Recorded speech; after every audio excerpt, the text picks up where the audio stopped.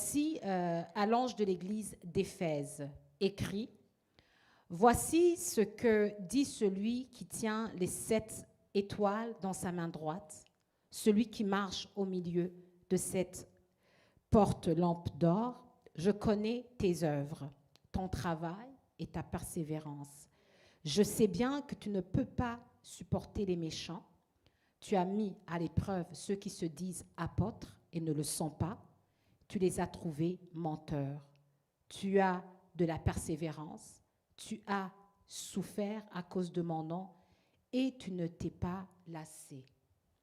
Mais j'ai ceci contre toi. Que quelqu'un dise j'ai ceci contre toi. Tu as abandonné ton premier amour. Souviens-toi donc d'où tu es tombé. Change radicalement et reviens à tes œuvres premières. Sinon, si tu ne changes pas radicalement, je viendrai à toi et j'enlèverai ton porte-lampe de sa place. Cependant, tu as ceci pour toi, déteste les œuvres des Nicolaïtes, œuvres que moi-même je déteste. Que celui qui a des oreilles entende ce que l'Esprit dit aux églises. Au vainqueur, je donnerai de manger de l'arbre de la vie qui est dans le paradis de Dieu. Ibyahishuriwe Yohana ibice bibiri umurongo wa mbere. Wandikire marayika w'itorero ryo muri Efeso uti ufashe inyenyeri indwi mu kuboko kw'iburyo akagendera hagati y'ibitereko by'amatabaza birindwi by'izahabu aravuga aya magambo ati nzi imirimo yawe n'umuhati wawe no kwihangana kwawe kandi nzi yuko utabasha kwihanganira abanyangeso mbi nuko wagenzuye abiyita intumwa kandi atari zo ukabona ko ari abanyabinyoma uzi kwihangana kandi warenganirijwe izina ryanjye ntiwacogora ariko rero mfite icyo nkugaya nuko waretse urukundo rwawe rwa mbere nuko ibuka aho wavuye ukagwa wihane ukora imirimo nk'iya mbere kuko nutabikora nzaza aho uri nkuri igitereko cy'itabaza cyawe ahacyo nutihana ariko rero mfite icyo ngushimira nuko wanga imirimo y'abanyanikorayiti iyo nanjye nanga ufite ugutwi niyumve iby'umwuka abwira amatorero unesha nzamuha kurya ku mbuto z'igiti cy'ubugingo kiri muri paradizo y'Imana. Amen. Donc, Luc chapitre 24, nous allons lire le verset 32. Luc chapitre 24, le verset 32. Luka ibice 34 umurongo wa 32. Je vais lire le verset 31 également, juste pour vous mettre en contexte. Alors les yeux s'ouvrirent et le reconnurent, mais il disparut de devant eux. Et ils se dirent l'un à l'autre, notre cœur ne brûlait-il pas en nous lorsqu'il nous parlait en chemin et nous ouvrait le sens des Écritures. 24, verset 32. Luc chapitre 24, verset 32. Murambabarira Luka 24:32. Baravuga ngo baravugana bati yewe ntiwibuka ukuntu imitima yacu yari ikeye ubwo yavuganaga natwe turi mu nzira adusobanurira ibyanditswe. Amen. Gloire à Dieu. Et ensemble, nous allons aller dans Exode, le chapitre 3. Turagenda mu Kuva ibice bitatu. Nous allons lire le 2e et le 4e verset. Umurongo wa 2 n'uwa 4. Le messager du Seigneur lui apparut dans un fleuve flamboyant du milieu d'un buisson. Moïse vit que le boisson était en feu, mais que le buisson ne se consumait pas. Moïse dit, je vais faire un détour pour voir ce phénomène extraordinaire. Pourquoi le buisson ne brûle-t-il pas? Kuva ibice bitatu umurongo wa 2. Marayika w'Uwiteka amubonekera mu kirimi cy'umuriro kiva hagati mu gihuru cy'amahwa. Arareba abona icyo gihuru cyakamo umuriro nticyakongoka. Mose aribwira ati reka ntambike ndebe iri shyano riguye menye igituma igihuru kidakongoka. Amen. Gloire à Dieu. Amen. Alléluia. Alors, donc, moi, principalement ce matin, je vais me tenir dans Apocalypse, le verset 2. Cyane muri iki gitondo ndaguma mu byahishuriwe Yohana ibice 2. Alléluia. Saint-Esprit, parle-nous. Mwuka wera tuvugishe. Dirige-nous. Tuyobore. Toi seul peux faire ce que tu peux faire dans nos vies. Je me remets à toi afin qu'une vie soit transformée Toi seul, Saint-Esprit, wowe wenyine mwuka toi wera seul, Saint-Esprit, wowe wenyine peut faire ushoboye de gukora grandes choses igikomeye extraordinaires, kidasanzwe magnifiques, cyiza qui glorifient kikubahisha le nom du Seigneur Jésus. cyubahisha izina rya yesu Accompagne cette parole prêchée gendana n'iri jambo par rigiye des signes, des kwigishwa miracles. n'ibimenyetso Que la n'ibitangaza crainte de l'Éternel soit en ce lieu. kugira ngo igitinyiro Que cyawe la kize présence de Dieu soit kugira ngo toujours dans kubaho nos kwawe vies. kubeho. Amen. Amena. Donc, nous avons commencé à lire dans Apocalypse le chapitre 2, Twatangiye dusoma ibyahishuriwe Yohana ibice bibiri où nous voyons Dieu parler à l'église d'Éphèse. aho tubona Imana ivugana n'itorero ry'Efeso. On voit que Dieu dit de bonnes choses sur cette église. Tubona ko Imana hari ibyiza yavugaga kuri iryo torero. Même si tu commences à lire au premier verset, tu descends, tu te dis waouh, ça c'est une très bonne église. Utangiye usoma mu mirongo ya mbere muri uru rwandiko wavuga ati iri torero ni intangarugero. Parce que la Bible dit que c'est une église qui a de bonnes œuvres. Kuko Bibiliya ivuga ko ari itorero rifite imirimo myiza. C'est une église qui est persévérante. Ni itorero ryihanganaga. C'est une église qui n'a pas supporté les méchants. Ni itorero ritemeraga abanyangeso mbi. C'est une église qui a mis à l'épreuve les faux apôtres. Ni itorero ryagenzuraga intumwa z'ibinyoma. C'est une église très persévérante qui a souffert à cause du nom de Dieu. Ni itorero ndetse ryihanganiye gutotezwa ku bwa Yesu. Et la Bible dit que c'est une église qui ne s'est jamais lassée. Kandi Bibiliya ikavuga ko ari itorero ritigeze ryiyandarika ngo Mais arrivé ryiyireke. au 4e verset, Ariko ku murongo wa 4 Dieu va dire qu'il a quelque chose contre cette église. Imana ikavuga ko hari ikiga iryo torero. Il dit que ce qu'il a contre cette église, Ko icyo ipfa n'iryo torero c'est que cette église a abandonné le premier amour. nuko iryo torero ryataye urukundo rwarwo rwa Donc mbere. on comprend que Tutahura ko le premier amour, urukundo rwa un mbere, amour brûlant, urukundo rwaka, un amour fou, urukundo rw'ibisazi c'est ce que Dieu veut voir dans son église. nirwo Imana ihora yifuza kubona mu itorero. Alors le titre du message de ce matin, Rero umutwe w'ijambo ry'uyu munsi c'est vaincre par le premier amour. ni ukunesha kubw'urukundo rwa mbere. Et j'ai un sous-point ou un sous-titre. Ikindi kiyongereyeho C'est une question. ni ikibazo. Brûles-tu? Urimo uraka umuriro. Demande à ton voisin, est-ce que toi tu brûles?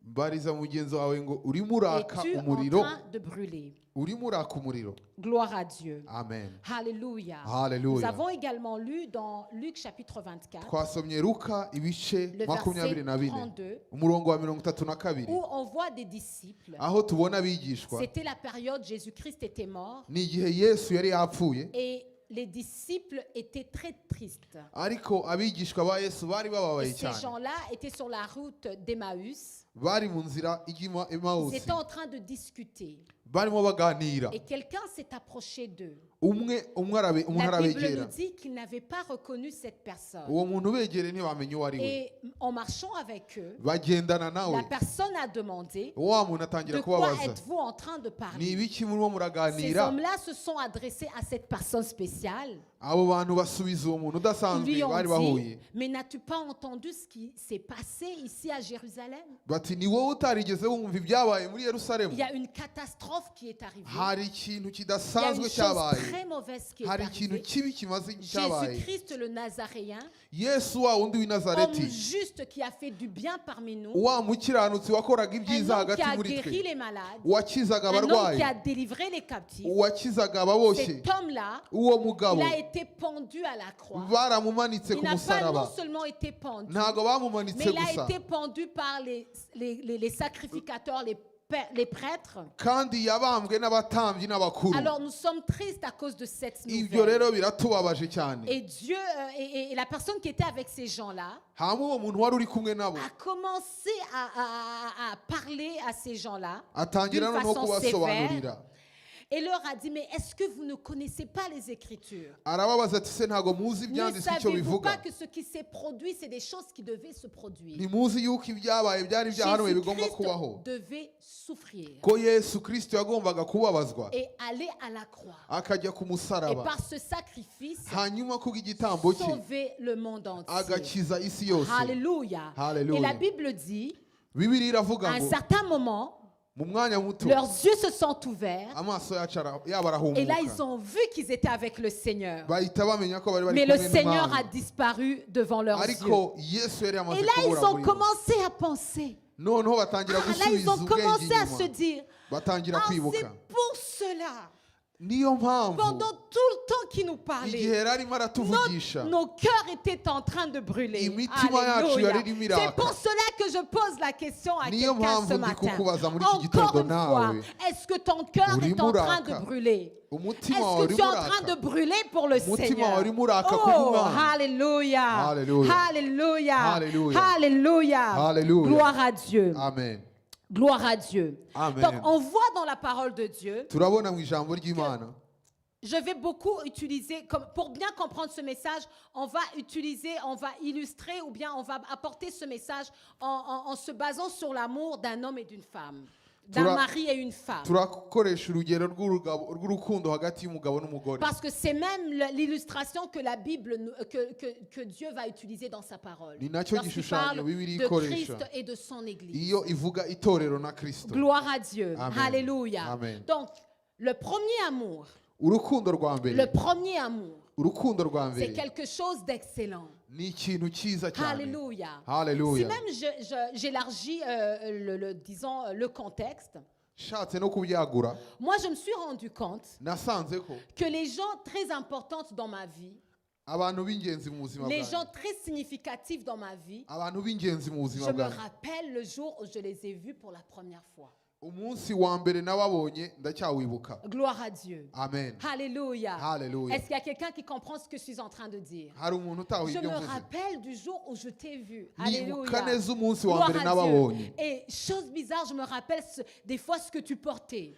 igitangaje nshobora no kwibuka Je me n'ibyo wari rappelle ce wambaye que j'ai ressenti. nibuka n'uko Gloire nakubonye à bwa mbere Dieu. uko wari Alléluia. umeze Je peux ici, comment dire à certaines personnes rapidement, hari abantu hano byoroshye leur rappeler le jour où on s'est rencontrés. ushobora kubibutsa Où est-ce umunsi wa qu'on mbere était, twahuye aho ce twari que tu turi portais. ibyo wari Alléluia. wambaye La première fois que je t'ai vu. umunsi wa Parce mbere que tu es nakubonye devenue une personne importante dans ma vie. kuko wabaye Il y a umuntu quelque w'ingenzi chose qui s'est passé. hari ikintu Vous cyabaye savez, moi je suis une personne qui croit que les rencontres ne sont jamais futiles. ngewe ndi umuntu wizera ko guhura atari ibintu biba ari impanuka Moi je crois dans les rencontres divines. nizera mu guhura Gloire kwera à Dieu. Alléluia. Alléluia. Alléluia. Dans les connexions divines. mu guhura n'abantu Il y a ku des buryo gens que tu bw'Imana. rencontres. hari abantu muhura Alléluia. Et tu sais que ce n'est pas par hasard parce que le hasard n'existe pas. ukamenya ko atari impanuka kuba mwahuye kuko Gloire nta à Dieu. mpanuka Moi je ibaho crois dans les rencontres divines. nemera En fait, guhura dans kuyobowe n'Imana l'ensemble, on voit que rero tubona ko la première impression est très importante. iyo uhuye n'umuntu bwa mbere muhuye bwa mbere ni ingenzi Gloire à Dieu. Amen. Alléluia. Amen. Donc lorsqu'on parle de l'amour, iyo rero tuvuga urukundo lorsqu'on parle de l'amour, iyo tuvuga urwo j'imagine rukundo par exemple les personnes qui sont mariées en ce lieu, urugero nk'abantu tu te bubatse rappelles la hano première fois que tu as rencontré ton époux ou ton épouse. urashobora kwibuka neza umunsi wahuye n'umugabo Tu te wawe cyangwa rappelles ce umugore qu'elle wawe portait. uribuka n'ibyo bari Moi, bambaye je me rappelle le jour où j'ai rencontré mon mari. ngewe nibuka umunsi nawe n'umugabo C'était wanjye lors d'une conférence. hari mu gitaramo Alléluia. Là, c'était le jour où on s'est vraiment rencontrés. Je l'avais déjà vu, mais ça, c'est le jour où on s'est vraiment rencontrés. nari narigeze kumubonaho mbere ariko icyo gihe Et je nibwo me twahuye rappelle le jour nyaguhura où je l'ai vu en train de prêcher pour la première fois. ndibuka n'igihe namubonye abwiriza bwa mbere Alléluia. Amen. Donc, maintenant, j'aimerais vous amener à regarder le premier amour rero ndagira ngo murebe uburyo urukundo pour rwa mbere comprendre ce que la Bible est en train de nous enseigner ici. kugira ngo dutahure icyo bibiri irimo iravuga ngo Donc, urukundo rwa mbere Le premier amour, urukundo rwa mbere ce que les gens du monde vont appeler l'amour fou, icyo abisi bita ngo urukundo je suis rw'ibisazi tombée en amour. naguye mu rukundo Alléluia. Donc c'est quelque chose ni ikintu qu'on n'oublie jamais dans sa vie. udashobora kwibagirwa mu buzima bwawe Gloire à Dieu. amen Tu ne peux jamais l'oublier. ntabwo ushobora Ce kubyibagirwa sentiment-là, ayo ce marangamutima déclic qui s'est opéré, ibyo bintu biba mu mutima ce que tu wawe as ressenti, ibyo wumvise ce mu que la mutima personne wawe t'a fait ressentir, ibyo uwo muntu les yatumye yeux que wumva mu vous vous mutima êtes wawe échangés. ibyo Alléluia. mwaganiriye Gloire à Dieu. amen Les regards. uko mwarebanye C'est pour cela des fois que même lorsque les gens s'aiment, niyo mpamvu niyo abantu Ils bakundana n'ont pas besoin de dire qu'ils s'aiment. ntabwo bakeneye Mais la kubivuga façon qu'ils vont se regarder, ariko uburyo barebana alléluia, les gens dans la salle peuvent voir qu'il y a quelque chose entre ces gens-là. abantu Est-ce que ce que je barashobora dis, ça a kubona du ko hari sens? ikintu kiri hagati yabo. Gloire à Dieu. Amen. Vous êtes là? Murahari? N'est-ce pas qu'on peut le voir? Ntabwo dushobora N'est-ce pas qu'on kubibona, peut le ressentir? ntabwo twabyumva. Alléluia. Amen. Je vais prendre pour référence Bonheur et Fiona. Ngiye kubahereza urugero rwa Bonne C'est na Fiona. c'est le couple qui s'est formé dans l'église. Ni abantu bakundaniye hano ku Avant même rusengero qu'ils ne disent quoi que ce soit, mbere y'uko on banabivuga l'avait déjà remarqué. twari twaramaze kubibona. Alléluia. Hallelujah. Ceux qui ont des yeux l'avaient déjà remarqué. Abari bafite L'avaient amaso yo déjà kubona ressenti. bari baramaze Voyez kubibona. qu'ils ne se regardaient pas comme ils regardent les autres. Il y a quelque chose qui s'est Ntago produit. barebanaga nk'uko bareba abandi. Vous comprenez? Murabyumva?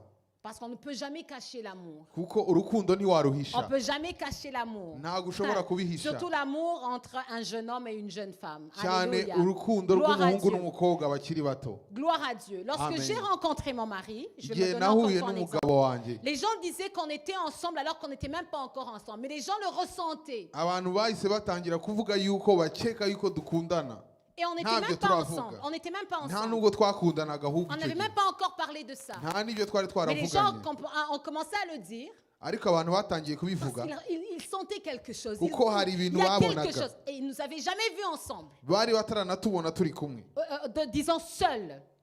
turi kumwe twenyine Juste ensemble avec Turi les frères et kumwe sœurs. n'abandi bantu Mais ils benshi pouvaient voir, il y a n'inshuti. quelque chose qui est en train de se ariko passer. babonaga ko hari ikintu kiri hagati Alléluia. yacu. Parce qu'il y a quelque chose avec l'amour. rero urukundo hari ikintu Parce qu'il y a cyarwo. quelque chose entre, on va dire, une attirance. hari ikintu gikururana kiri mu Et rukundo. ici, Dieu va parler de cette église. rero imana iri kubwira Il va rino dire, vous torero savez, quand je vous regarde, irababwira ati iyo mbarebye vous faites de bonnes choses. mukora ibintu Vous byiza avez de bonnes œuvres. mufite imirimo Vous avez myiza vraiment des choses à montrer. mufite ibintu byiza Oh byo non, vous avez kwerekana banni le mal au milieu de vous. mwakuyeho ibi byose Mais hagati je muri vous mwe reproche quelque chose. ariko hari icyo mbagaya. Le premier amour n'est plus dans vos cœurs. urukundo rwa mbere Oh, ntirugihari mu mitima alléluia. yanyu. Gloire à Dieu. Amen. Il y a quelque chose de très important qui manque. hari ikintu cy'ingenzi kiri Il y kubura. a quelque chose d'essentiel qui manque. hari ikintu cy'ingenzi Vous savez, kibura. les amis, il faut comprendre que l'amour, le premier amour est très important. mukwiriye kumva ko urukundo rwa mbere ari C'est ingenzi. pour cela que lorsqu'on regarde la première église dans les actes des niyo apôtres, mpamvu iyo tureba itorero rya mbere mu j'espère byakozwe que tout le n'intumwa monde a cette buri impression-là. muntu wese ahita abibona ko Et tu vas voir, Seigneur, où sont ces choses que nous voyons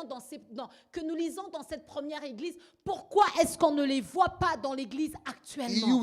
usomye ibyakozwe n'intumwa uhita uvuga ati bino bintu byabaga mu itorero rya mbere ubu ngubu birihe ko ntabyo tukibona Oui, dans la première église, mu itorero rya mbere. on voit vraiment qu'il y a la présence de Dieu. twabonaga ko habagaho kubaho La Bible kw'imana nous dit à cause de cet amour qu'ils avaient pour le Seigneur, kubera urukundo rudasanzwe les bakundaga uwiteka. malades étaient guéris. indwara abarwayi Oh, barakiraga, alléluia. Les malades étaient guéris. indwara zarahungaga, Beaucoup de miracles. ibitangaza La Bible byinshi. dit il n'y avait même pas de pauvres parmi eux. bibiri ivuga ko nta n'umukene wari muri bo, Alléluia. Pourquoi? Parce que tout ce qu'ils avaient, ils se le kubera partageaient. ko ibyo bari bafite byose Parce que l'amour babisangiraga, pour Dieu brûlait en eux. kubera ko urukundo rw'imana Cette église rwakaga a muri bo. quelque chose de spécial. iryo torero rya mbere ryari Cette rifite église ikintu a quelque chose kidasanzwe, d'étonnant. rwari rufite ikintu Cette gihambaye, église, elle brûle pour le rwari Seigneur. bakaga umuriro Alors, parce qu'elle kubw'umwami. brûle pour le Seigneur, uko bakaga la umuriro mu mwami, présence de Dieu est là. kubaho kw'imana J'aimerais kwarazaga. rappeler à l'église ce matin ndashaka kwibutsa itorero muri iki le gitondo, feu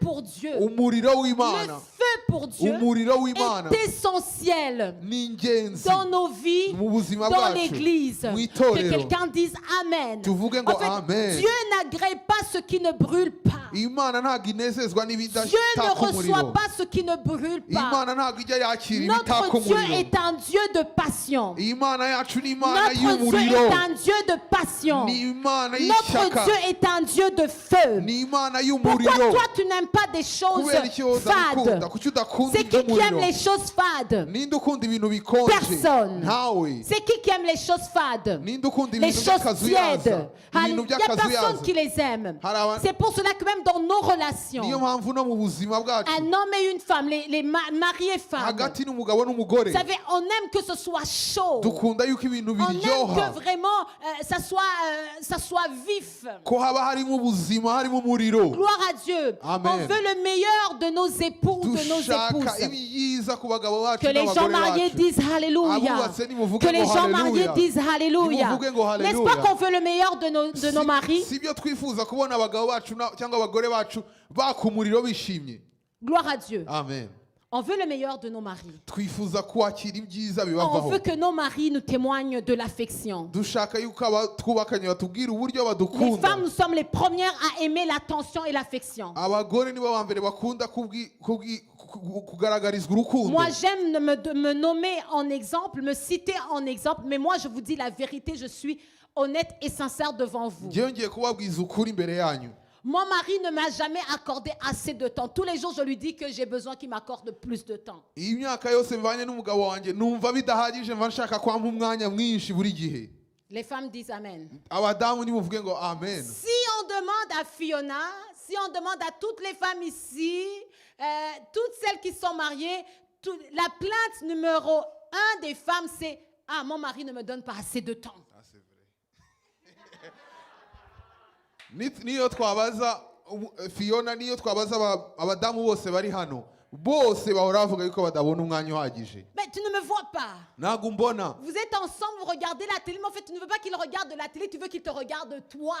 muricaye muri kureba televiziyo aho kugira ngo murebe televiziyo washaka yuko wicara akaba ari ureba Pourquoi? Parce qu'on veut que à chaque moment, on nous fasse sentir qu'on est spécial. dushaka yuko abadamu twifuza yuko buri mwanya batwumvisha yuko duhambaye Oui, turi c'est pour beza cela que les hommes aiment que leurs femmes les honorent. Lorsqu'ils rentrent à la maison, hein, tu démontres, tu lui montres que vraiment il est rentré. niyo mpamvu n'abagabo bakunda yuko babubaha ngo nibagera mu rugo ababone yuko bahageze Gloire à Dieu, alléluia. Amen. Que tu as oublié toute chose maintenant que c'est lui, c'est le roi de la maison. wibagirwa ibindi byose uvuge ko umwami yahageze mu rugo Gloire à Dieu, Amen. alléluia. Et Dieu le sait. imana rero irabizi C'est pour cela qu'il en parle dans sa parole. niyo mpamvu nayo ibivuga mu ijambo ryayo Gloire à Dieu. Amen. La Bible va nous dire, bibiri kuvuga ngo Marie, aimez vos femmes comme Christ a aimé son Église. bagore Mais femmes, soumettez-vous à vos maris, honorez-les comme l'Église honore Christ. bagabo mukunda abagore banyu nk'uko kristo yakunze itorero akaryitangira abagore namwe mwubahe abagabo banyu nk'uko itorero ryubaha yesu kandi rikamugandukira Alléluia. Alléluia. Donc on veut que ce soit tout le temps. C'est ça en fait qu'on aimerait avoir. dushaka rero yuko ibyo bihoraho buri J'ai gihe jamais vu une personne qui n'aime pas l'amour. nta muntu n'umwe nari nabona udakunda Tout le urukundo monde veut être aimé. buri muntu wese akunda ko Que les bamukunda personnes qui n'aiment pas l'amour élèvent plutôt sa main. umuntu udashaka yuko akundwa namanika ikiganza La personne qui n'aime pas être aimée, lève ta main, on veut te voir. umuntu udashaka yuko bamukunda Tout le namanika monde veut ikiganza être aimé. buri muntu wese akunda ko Pas bamukunda seulement être aimé. apana gukundwa gusa Être aimé en priorité. gukundwa mbere y'ibindi byose Alléluia. amen On recherche ça, on veut ça. turabikunda turabishaka Ok, on va continuer après. Alléluia. reka dukomeze Gloire à Dieu. Amen. Donc le premier amour est très important. rero urukundo rwa mbere ni ingenzi Est-ce que vous avez compris que maintenant, c'est le titre du message, c'est vaincre par le premier amour, n'est-ce pas? mwumvise yuko umutwe ari ukuvuga ngo Vaincre gutsinda par le kubw'urukundo premier rwa amour. mbere Parce qu'en tant qu'Église, kuko twe nk'itorero en tant que chrétien, nk'abakristo en fait, le premier amour pour Dieu urukundo rwa mbere ku mana nous assure la victoire.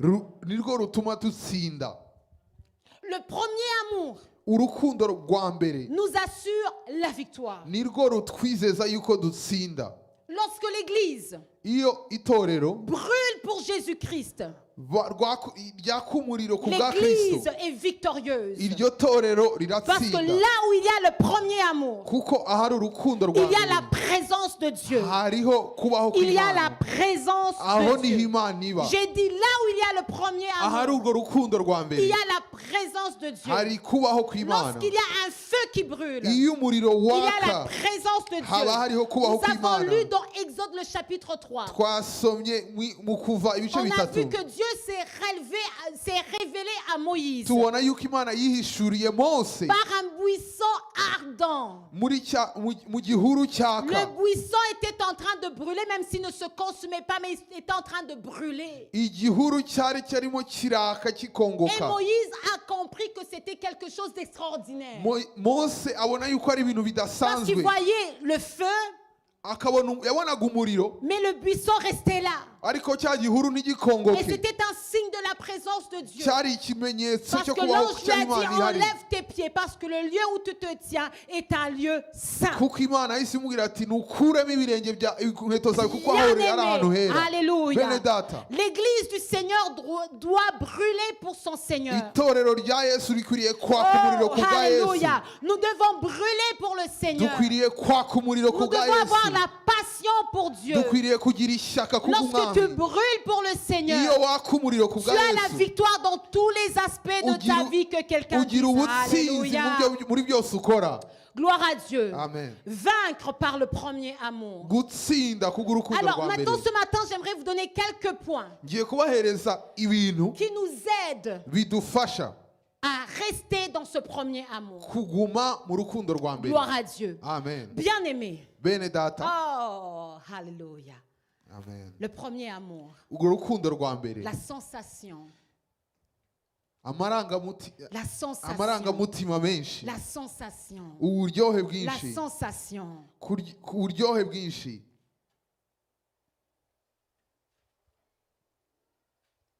Alléluia. amen Je suis sûre que tu te rappelles. ndabizi neza yuko wibuka Pour ceux qui sont dans le Seigneur, abari muri yesu hano le jour où tu as reçu le Seigneur, dans ta vie, umunsi wakiriye yesu tu te rappelles ce que tu as ressenti, wibuka neza uburyo wumvise umeze n'est-ce pas? ndabeshye Tu te rappelles comment est-ce que tu étais dans la joie. uribuka uburyo wari mu Mais pour byishimo beaucoup d'entre nous, abenshi muri twebwe cet instant précis, ni igihe kizwi neza ce feu ne brûle plus dans nos vies. uwo muriro ntabwo Cet ucyaka amour muri twe n'est plus comme il était le premier urukundo jour. twakundaga umwami icyo gihe si rwo tukimukundamo Mais ici, le message que l'Esprit nous donne ce matin, rero icyo umwuka wera ari kutubwira uyu munsi c'est qu'on se souvienne ni uko dukwiriye kwibuka où est-ce que nous sommes tombés aho twageze tukagwa afin que nous revenions kugira ngo tugaruke au premier amour. ku rukundo rwa mbere Vous savez, se souvenir où est-ce que tu es tombé, c'est très très important. kwibuka aho wagwiriye ni ikintu cy'ingenzi cyane Je vais vous donner une petite anecdote. ngiye kubahereza urugero Oui, agakuru gatonyi. Yes. inkuru Vendredi, ku wa gatanu j'ai un enfant qui était en retard à l'école. nari mfite umwana wakererewe ku ishuri Et j'avais un autre enfant que je devais amener à l'école. mfite n'undi mwana nawe ngomba kujyana ku ishuri Et rindi. parmi mes enfants, je ne vais pas citer le nom, il y a un enfant qui est très lent. Lorsqu'il s'habille, c'est très très lent. mu bana banjye ngiramo umwe ugenda gahoro witegura gahoro Le matin, je me suis très énervée sur cet enfant. mu gitondo yari yandakaje Oui, des fois on s'énerve. natwe turarakara Je me suis énervée. ndarakara Alors j'étais très tendue. ndakaye Et là, je cyane l'ai pressé beaucoup. ndamuhata Je l'ai cyane amené à l'école. mujyana ku ishuri Même lorsqu'il sortait de l'auto, j'étais en train de dire, allez, sors, t'es en retard. Et puis là j'étais énervée. tugeze no ku ishuri nari niho ndamusohora mwihutisha ati gira vuba Quelque part dans ma journée, mu munsi wanjye wose j'ai senti la voix de l'esprit numva umwuka wera ambwira qui me dit, mais toi là, ambwira ati ariko nawe ta façon là de parler à ton enfant ce matin, kuriya kuntu uba uvugisha abana bawe mu gitondo est-ce que c'est cet enfant-là ce matin en partie, sa façon, kuriya la kuntu façon que tu lui as wavugishije parlé. urya mwana mu Est-ce gitondo que c'était vraiment bon? buriya byari byiza byari bikwiriye Gloire à Dieu, amen gloire à Dieu. amen Les amis, de se souvenir de son erreur et de le corriger, c'est très important dans notre gusubira vie. inyuma ukibuka aho wakosheje ni ingenzi En tant que parent, c'est difficile des fois de demander pardon, mais il faut demander pardon, même en tant que nk'ababyeyi parent. hari igihe bitugora gusaba imbabazi abana bacu ariko dukwiriye kubikora Gloire à Dieu. Amen. Alors je me suis rappelé de ça. nibuka Vous rero savez, ibyo se rappeler où est-ce que tu es tombé, kwibuka aho watsitariye demander pardon, ugasaba imbabazi c'est une force, ce n'est pas une faiblesse. n'imbaraga ntabwo ari intege nke Dans notre culture, mu mico yacu on nous a enseigné que c'est une faiblesse. batwerekaga ko ari Le grand ne demande pas pardon aux petits. abakuru ntibasaba imbabazi abatoya, Le leader ne demande pas pardon aux disciples. abayobozi ntibasaba imbabazi abigishwa Mais babo, ça, c'est une erreur. ariko ni bibi. Gloire à Dieu. Amen. L'humilité demande, Guca bugufi si bisaba tu te ko rends compte que tu as commis une erreur, nubona ko wakoze nabi demande pardon. saba imbabazi. Même si c'est un petit enfant, demande, excuse-toi, ça ne va pas te tuer. Niyo yaba umwana muto ntacyo Que byagutwara, quelqu'un dise Amen. tuvuge ngo Que amen. les hommes apprennent à demander pardon à leurs épouses. Abagabo bige gusaba imbabazi abagore babo, Les épouses demander pardon à leur mari. abagore nabo bige C'est gusaba très imbabazi très abagabo babo. important. Ni ingenzi Parce que des cyane, fois, il y a des gens qui vivent ensemble. kuko hari abantu babana mu nzu Des fois, ils se font du mal, bakagirirana mais, nabi, ils ne demandent jamais pardon. ariko ntibasabane Mais imbabazi, pourtant, ils continuent à vivre ensemble. ariko bagakomeza ubuzima Bien-aimé, ce bakabana. n'est pas bien. Que Si quelqu'un dise, byiza bene ce n'est data, pas bien. ntabwo ari byiza na gato. Si le Saint-Esprit t'a montré que tu t'es trompé, il faut demander Umwuka pardon. wera Ça ne va pas nakwemeza te yuko tuer. wibeshye, saba imbabazi. Gloire à Dieu. Amen. Alors, je me suis souvenu où est-ce que j'étais tombée. Rero nibuka aho natsitaye, Et lorsque l'enfant est rentré, umwana rero atashye je l'ai appelé. Je ndamuhamagara lui ai dit, écoute, ndamubwira, je reconnais que ce matin, nabonye yuko j'ai uyu été trop munsi sévère envers toi. nakumereye nabi cyane, J'aimerais m'excuser. ndashaka gusaba Est-ce que tu me imbabazi, pardonnes? Il urambabariye? m'a dit, oui, maman, je te pardonne. Aravuga ngo ndakubabariye Et puis, mama, on s'est fait des câlins, on turahoberana, s'est embrassés, et l'affaire était classée. Amen. ibintu birangirira. Alléluia. Gloire à Dieu. Amen. Donc, se rappeler où tu es tombé et t'excuser, c'est une bonne chose. Kwibuka aho watsitaye Et ni si ingenzi. l'enseignement que je vous apporte ce matin, Ibyo mbigisha uyu munsi c'est rero qu'on puisse regarder où est-ce que nous sommes tombés, nuko dusubira inyuma tukareba aho twatsitariye, afin qu'on puisse maintenant se relever kugira twongere guhaguruka dans le premier amour. mu rukundo rwacu rwa Est-ce que mbere. quelqu'un me suit? Amen. Est-ce que l'église est bénie? Mwafashijwe bene data. Alléluia. Alléluia. Gloire à Dieu. Alléluia. Alors, les choses qui peuvent nous aider à ranimer le premier amour. igishobora gutuma twongera kugaruka mu rukundo rwa Bien aimé, mbere, la Bible dit, ijambo ritubwira ngo comment est-ce que quelqu'un peut dire j'aime Dieu ni gute umuntu yavuga ngo nkunda Imana et il déteste son frère? ariko ayanga mwene se. C'est dans 1 Jean le chapitre 4. Ni Yohana wa mbere ibice 4. Tu dis que tu aimes Dieu, uvuga yuko ukunda Imana mais tu n'aimes pas ton frère. ariko ntukunde mwiyenzi La wawe. Bible dit que tu es un menteur. Bibiliya ivuga ko uri umubeshyi. Celui qui n'aime pas son frère Udakunda mwene se ne peut pas aimer Dieu qu'il n'a jamais vu. ntiyashobora gukunda Imana atari yabona. En fait, maintenant, qu'est-ce qui se passe? Rero icyabaye ni iki? Tu as accepté le Seigneur Jésus-Christ dans ta vie. Wakiriye Yesu nk'umwami Tu n'umukiza l'as wawe mu aimé. buzima bwawe, uramukunda. Mais au fil des années, Hashize igihe ton amour se refroidit. rwa rukundo rwawe Et tu ne rurakonja, sais pas pourquoi, qu'est-ce qui s'est passé. uyoberwaho aho Alors, byaciye. ce premier point, Icya mbere rero c'est pour vous montrer ni ukugira ngo mbereke que ko même si on est dans l'amour avec le Seigneur, on est dans le Seigneur. nubwo iyo turi mu rukundo n'umwami tuba turi Et kumwe on nawe, néglige le fait que aimer son prochain, excusez-moi, est très important. kandi tukibagirwa ko gukunda Yesu bihagije, tukibwira ko gukunda Yesu bihagije ntidukunde Au bene fur et data. à mesure, tu vas te rendre compte que ton amour pour le Seigneur a refroidi. Le Seigneur te regarde et il voit que ton amour pour lui a refroidi. Mais la cause, c'est parce que tu n'aimes pas ton prochain. Ugasanga urukundo rwawe ukunda umwami rwaragabanutse, nyamara isoko yabyo ari ukudakunda mwene se. Alléluia. Est-ce qu'on veut Alléluia. brûler pour le Seigneur? Turashaka kwaka Est-ce qu'on umuriro veut ku brûler pour le bw'umwami, Seigneur? turashaka kwaka Alors, umuriro ku pour bwa brûler Yesu, pour le Seigneur, kugira ngo wake umuriro pour ku bwa vaincre Yesu, par le premier amour, kugira ngo ugarure il rwa est rukundo rwa très mbere, important que tu commences à aimer la personne à côté de toi. ugomba gutangirira kuri wa wundi muri L'église du kumwe. Seigneur, Bene data, la base, icya mbere c'est l'amour pour le prochain. ni ugukunda mugenzi wawe, Aimer toute personne. gukunda bose, Aimer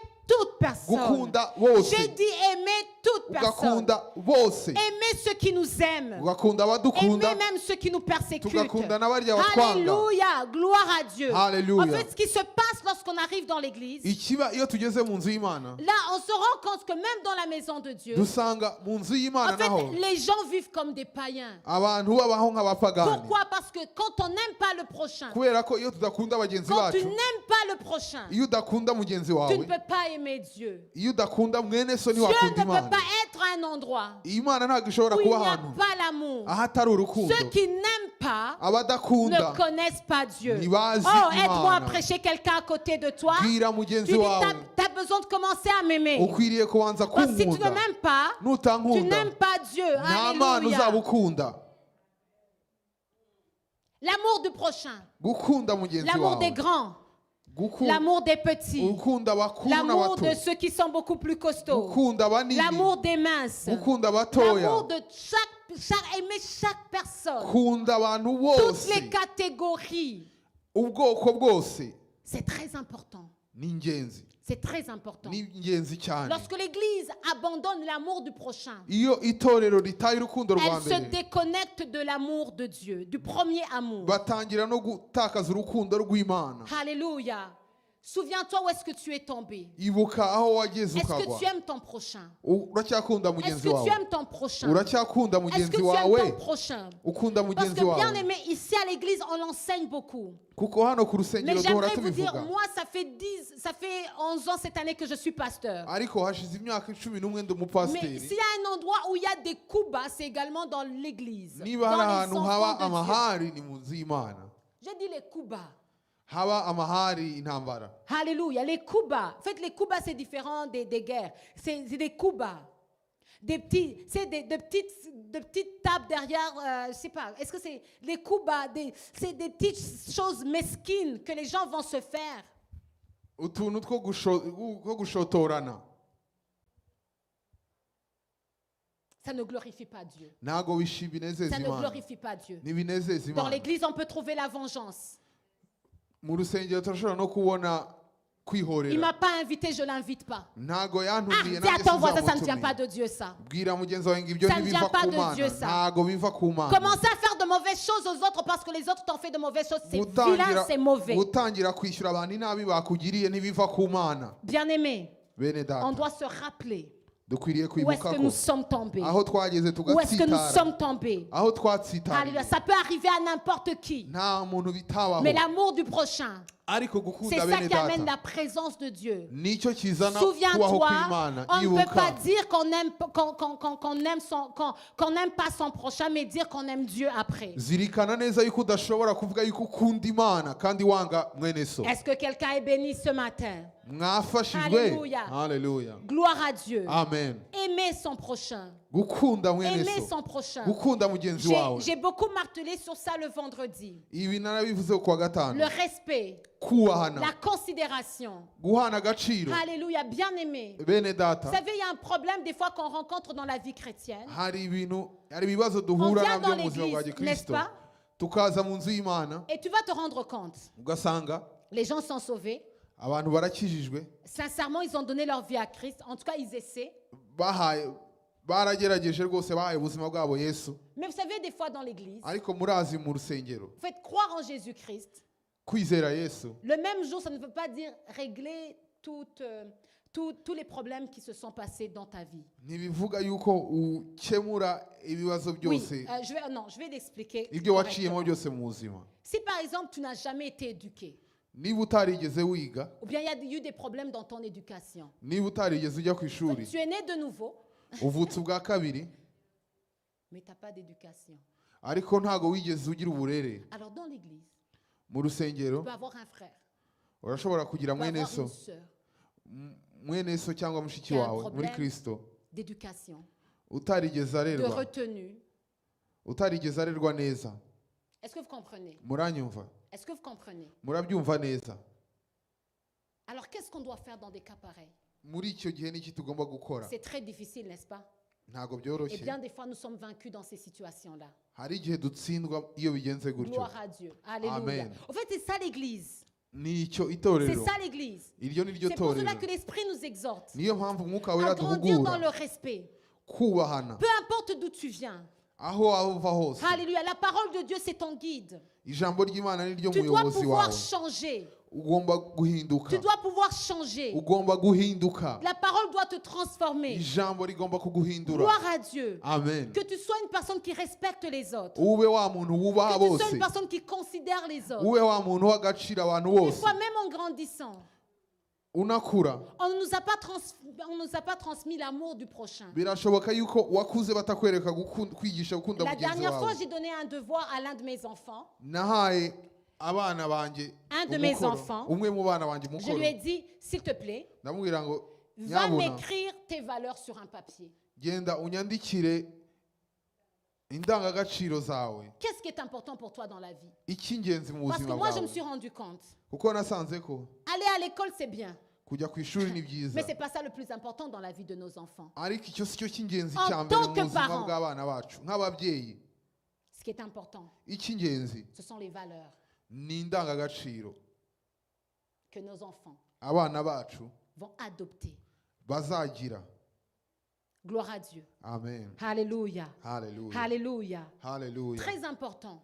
Ni ingenzi cyane. Alors c'est pour cela, Niyo mpamvu l'Église, c'est une unité. itorero ni ubumwe. Gloire à Dieu. Amen. Alléluia. L'Église, c'est ensemble qu'on gagne. Itorero dutsinda twese iyo Alors turi c'est pour hamwe. cela qu'on ne peut pas dire, ben moi on m'a pas appris ça à la maison et rester comme on était hier. Niyo mpamvu udashobora kuvuga ati ngewe uko niko nakuze hanyuma ugume uko nguko. Parce que ça devient un problème même pour les gens du dehors. Ils ne vont pas accepter le Seigneur dans leur vie. Pourquoi? Parce qu'ils voient que notre attitude et notre éducation ne sont pas un reflet de la parole de Dieu ou bien du message de kuko Christ. ibyo bitera ikibazo n'abatizera kuko bo babona ko ubutumwa tubwiriza budakwiriye. Oui, parce qu'on n'est pas un exemple. Que quelqu'un dise Amen. Amen.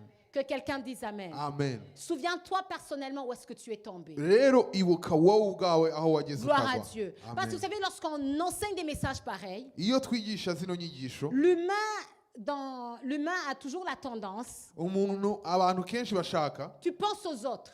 uhita utekereza undi muntu N'est-ce pas? Ah, tel aurait besoin vraiment d'écouter ce message. ukavuga ati runaka nizere ko Là, arimo il y a arumva quelqu'un neza qui ibyo bari est assis là, kuvuga. qui est en train de dire, aïe, aïe, aïe, aïe, aïe, si l'autre là, j'espère que Allez, là, coupion. Pasteur Belize est en train de bien, vraiment, même elle-même là, recevoir ce message-là. Hein? Kandi ubu wasanga hano hari umuntu wicaye ari kuvuga ati ewa reka nizere ko runaka arimo arumva bino bintu pasiteri arimo aravuga.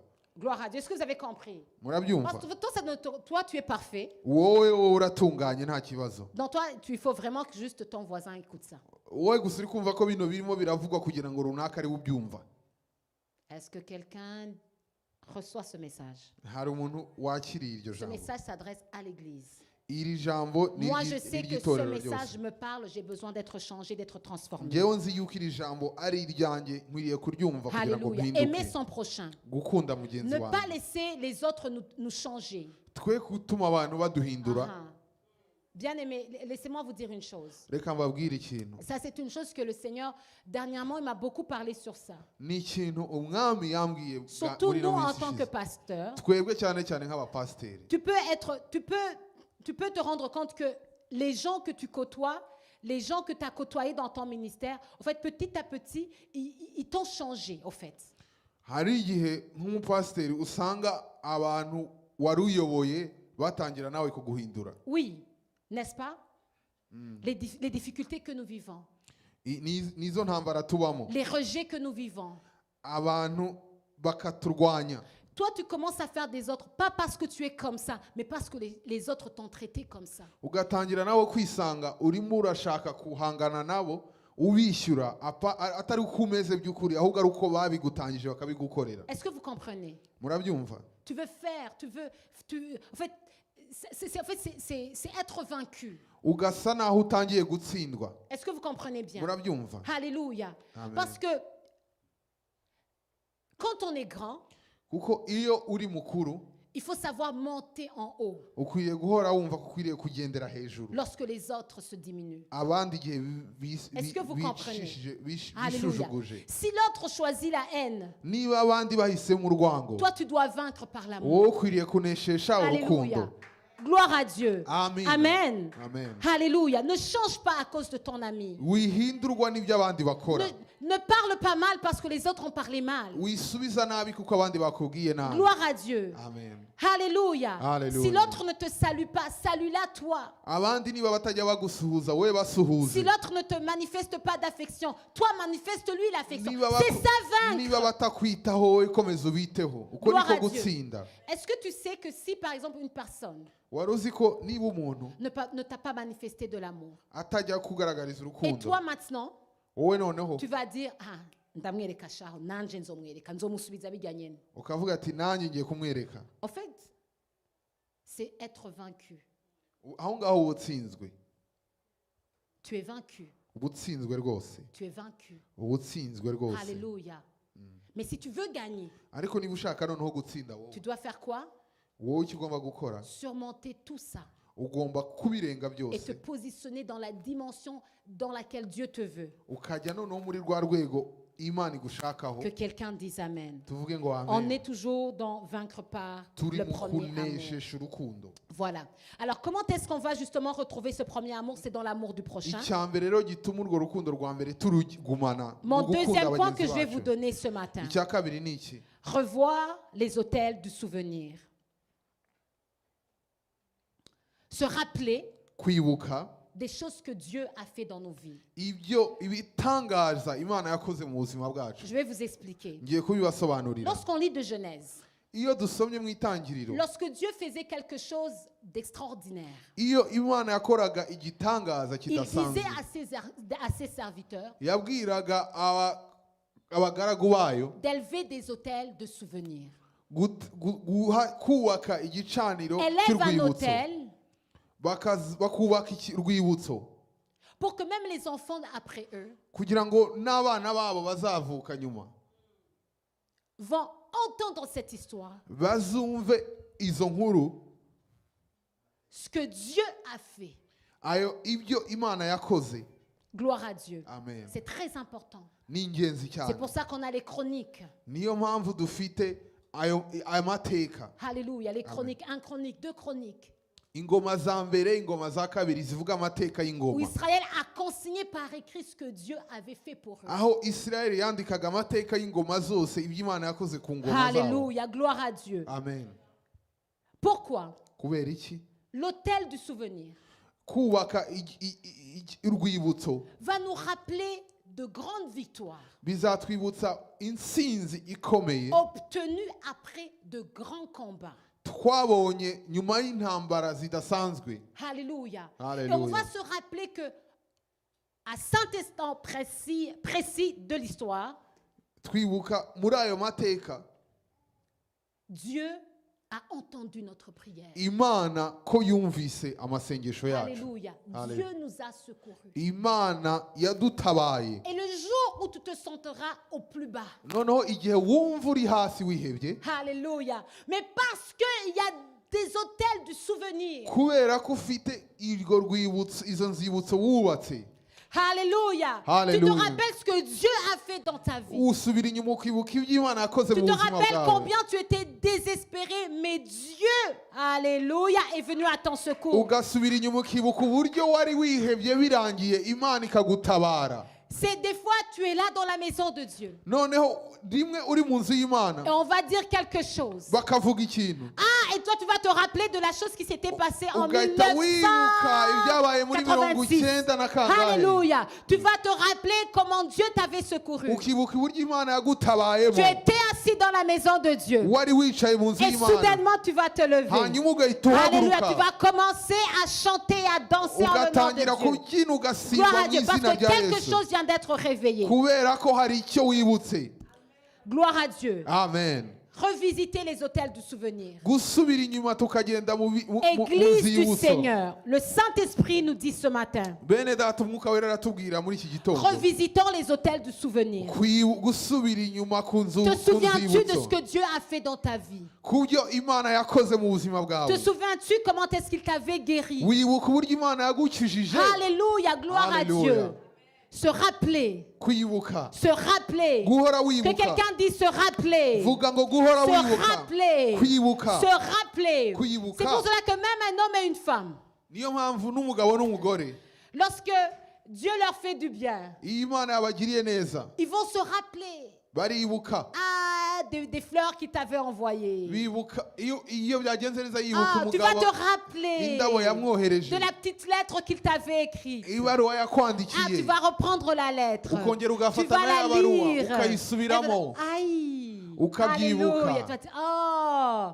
Et ça peut faire quelque chose. ibyo birashobora kongera bigacana umuriro. Si ton cœur était refroidi, Umutima wawe wari ah, tu wakonje, vas dire, oh, mais c'est mon amour. ukavuga ati Alléluia. Aujourd'hui, je vais faire quelque chose de arankunda, spécial pour ukavuga lui. ati hari ikintu ngiye Est-ce que kumukora quelqu'un m'a cy'ingenzi. reçu?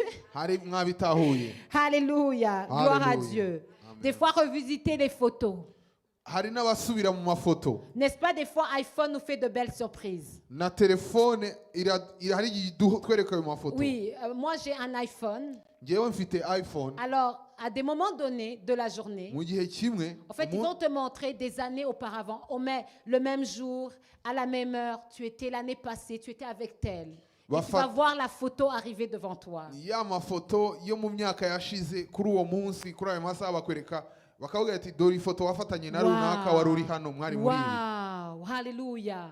Gloire à Dieu. Amen. Là, tu vas voir, waouh, le 12 octobre 2000, on était là, oh mon Dieu, on avait eu du plaisir. Ukavuga ngo cya gihe twari turi Quelle hano journée hantu mémorable. wari umunsi mwiza cyane. Gloire à Dieu. Amen. Alléluia. Amen. Revisiter. Gusubira kwibuka Revisiter. kwibuka Revisiter. kongera kwibuka Revisiter. kongera Vous savez, en kwibuka tant qu'humain, nk'abantu on aime s'attarder sur les côtés négatifs. dukunda gutinda ku C'est pour cela bitagenda. que même avec ton frère à l'église, Niyo mpamvu na mwene so mu il faut te rusengero rappeler ukwiriye de bons kwibuka moments que vous avez eus ensemble. ibihe byiza mwagiranye. Alléluia. Alléluia. Ne jamais les oublier. Ntubyibagirwe. Parce que lorsque tu revisites ces moments, kuko iyo ubyibutse oh, gloire à Dieu, tu comprends que la personne est une personne spéciale. dans ta uhita vie. wumva ko wa Que muntu quelqu'un dise adasanzwe. Amen. Que Amen. quelqu'un dise Amen. Amina. Gloire à Dieu. Amen. Un autre point, le troisième point, icya gatatu qui peut faire en sorte que on est refroidi dans l'amour, gishobora gutuma twakonje mu rukundo c'est lorsqu'on pratique l'amour de l'argent. niyo dukunda amafaranga. La Bible dit dans Matthieu 6, le verset 24, Matayo ibice bitandatu umurongo wa 24 haravuga ngo on ne peut pas servir deux maîtres. ntago dushobora gukorera, Soit tu vas aimer l'un et haïr l'autre. ntago dushobora gukunda abami babiri, urukunda umwe undi ukamwanga. Dis à ton voisin, Bwira mwene so on ne peut pas pratiquer l'amour de l'argent et aimer Dieu. ntibishoboka yuko dukunda amafaranga ngo dukunde n'Imana. Alléluia. Haleluya. C'est une réalité. Uko ni ukuri. Nos frères, Bene data nos sœurs bashiki bacu qui ont pris l'avion, bafashe indege ils aimaient Dieu, bakunda Imana, sont arrivés en Europe, bagera muri Europe, sont arrivés en Amérique, bagera muri Amerika, ils ont vu le dollar, babona amafaranga, ils ont vu l'euro, babona amayero, ils ont commencé à avoir 1000 euros, batangira kubona amayero 3000 igihumbi, dollars. batangira kubona ibihumbi 3 by'idolari. Et la personne, Hanyuma uwo muntu elle a complètement disparu dans la maison du Seigneur. agahita ava mu nzu Il y a y'Imana. beaucoup de gens qu'on n'a pas dans la maison du Seigneur Hari abantu benshi batari mu nzu y'Imana parce qu'ils sont en train de pratiquer l'amour de l'argent. kubera ko bo bibereye mu rukundo n'amafaranga. Si tu sais ce que je suis en train de dire, dis je te comprends. Niba uzi ibyo ndimo ndavuga nuvuge ngo ibyo bintu nibyo. Jésus-Christ a donné une parabole. Yesu yatanze urugero, Il a donné une parabole d'un semeur qui a semé. atanga urugero rw'umubibyi wateye imbuto. Il a dit que lorsque la parole tombe parmi les épines, Aravuga ngo iyo ijambo riguye mu butaka burimo amahwa, c'est des gens qui ont entendu la parole de Dieu. niba abantu bumva ijambo ry'Imana, Mais à cause des inquiétudes, ariko kubera à amaganya, cause des richesses, ubutunzi à cause des plaisirs de la vie, n'ibinezeza ils n'ont by'isi, pas donné de fruits mûrs. ngo iryo jambo Que le ntirizamure Saint-Esprit imbuto. nous aide dans l'Église Umwuka wera à nadufashe mu ne pas itorero pratiquer l'amour de l'argent. kutagendera mu rukundo Bien rw'amafaranga. aimé, l'argent est bon. Bene data, amafaranga ni meza, On a besoin de l'argent. turayakeneye. Dans l'église, on a besoin de Mu l'argent. rusengero Tout turayakeneye. ce qu'on utilise, on l'achète. Ibyo dukoresha hano byose Dans turabigura. l'église, nous croyons dans la prospérité parce que Dieu parle de la prospérité. Mu rusengero twizera kugubwa neza kuko Et Imana Dieu ne parle itanga. pas de l'argent de façon de petit argent. Hein. Imana Dieu ntabwo dit que ivuga lorsqu'il nous amafaranga nous make. bénit de génération en génération. Ariko Imana iyo iduhaye umugisha yo iwuduhereza n'urubyaro rwacu rwose. Gloire à Dieu. Dieu Ima- n'est pas contre l'argent parce que c'est la personne la plus riche qui existe. Imana nta kibazo ifite cy'amafaranga kuko niwe mutunzi wa mbere ku Mais isi. Dieu a un problème. Ariko Imana yo ifite ikibazo Lorsque, à la kimwe. place de l'aimer lui en premier, Aho kugira ngo tuyikunde, tu as mis l'argent. ukunda À la place de amafaranga Dieu. ukayashyira mu mwanya Tu ne w'Imana. vas plus à l'église à cause de l'argent. Ntukijya mu rusengero kubera Il y a amafaranga. des chrétiens qui ont pris des shifts du dimanche éternel. Hari n'abakristo bafashe akazi gahunda y'akazi ku cyumweru ubuziraherezo C'est vrai, l'argent est rentré dans ton compte. ayo mafaranga arimo arinjira Mais muri le konti premier yego amour n'existe plus chez toi. ariko urukundo rwa mbere Tu ne ntirukiri vois muri pas mwe où tu es malade. ntabwo uzi aho Tu urwaye es tombé et tu ne le sais pas. waraguye ariko ntuzi Que n'aho quelqu'un wagwiriye dise que Dieu nous aime. vuga ngo imana nidutabare Travailler est une bonne chose. gukora ni byiza La Bible nous dit de travailler. bibiri itubwira Mais il y a des gukoresha gens qui amaboko ont yacu vendu leurs âmes à cause de l'argent. ariko hari abagurishije ubugingo bwabo kubera amafaranga Que Dieu nous aide. imana Tu idutabare ne peux pas aimer l'argent. ntiwashobora gukunda Tu ne peux pas amafaranga pratiquer l'amour de l'argent ntiwashobora kugendera mu rukundo rw'amafaranga et aimer Dieu. hanyuma ngo unakunde imana C'est Jésus-Christ qui l'a dit. ni yesu ubwe Soit tu vas wabyivugiye aimer l'argent uzakunda comme amafaranga ça, soit tu vas aimer cyangwa Dieu. uzakunda imana Qu'est-ce qu'on choisit, Église? ni iki duhisemo Qu'est-ce qu'on bene choisit, data Église? wowe turahitamo iki Alléluia, bien aimé. bakundwa Cherchons premièrement le royaume des cieux. dushaka ubwami bw'imana Et tout le bwa reste mbere va nous être ibindi donné. byose Il n'y a izabitwongerera personne qui a servi Dieu nta muntu n'umwe wakoreye et qui imana n'a pas vu Dieu le bénir matériellement. utarahawe umugisha n'imana Abraham, le père de la foi, aburahamu data wo la Bible kwizera dit qu'il était bibiri riche. ivuga ko yari umutunzi Alléluia. Que quelqu'un dise je suis riche. vuga ngo uri umutunzi Alléluia. Parce que lorsqu'on a le Seigneur, kubera ko iyo dufite umwami la Bible nous montre bibiri itwereka ko qu'on peut également être riche en ko argent. tuba abatunzi Mais on ne peut pas n'amafaranga pratiquer l'amour de l'argent. ariko tudafashwe no On kugendera mu ne peut pas rukundo pratiquer rw'amafaranga l'amour de l'argent. tutagendera mu rukundo rw'amafaranga Gloire à Dieu. amen Alors si tu veux que Dieu réveille le premier amour dans ta vie, niba ushaka ko imana yongera guhagurutsa urukundo rwa mbere muri wowe arrête de pratiquer l'amour de l'argent. rekeraho kugendera mu rukundo Arrête d'aimer rw'amafaranga l'argent. rekeraho gukunda On est dans amafaranga une génération très matérialiste. turi mu gihe gikunda ibintu bifatika Les réseaux sociaux interineti ont fait la promotion du matérialisme. ituma ishyigikira ikatwigisha gukunda ibintu Les gens aiment les choses. abantu bakunda ibintu On a remplacé Dieu. twasimbuje On a imana remplacé même les gens. On peut même tuer les gens à cause de l'amour de l'argent. hari n'abashobora kwica abantu kubera gukunda Que amafaranga Dieu nous aide. imana idutabare Que Dieu nous aide. imana Si inadufashe tu veux que l'Esprit Saint ranime le premier niba amour ushaka en yuko toi, umwuka wera wongera kuzamura urukundo rwa si mbere on muri veut wowe brûler pour le Seigneur, niba ushaka kwaka umuriro kubw'umwami oui, nous allons ni travailler, byiza tuzakora mais on ne va pas pratiquer l'amour de ariko l'argent. ntituzagendera mu rukundo J'aimerais te rw'amafaranga rappeler, ndashaka kukwibutsa ko l'argent est notre serviteur.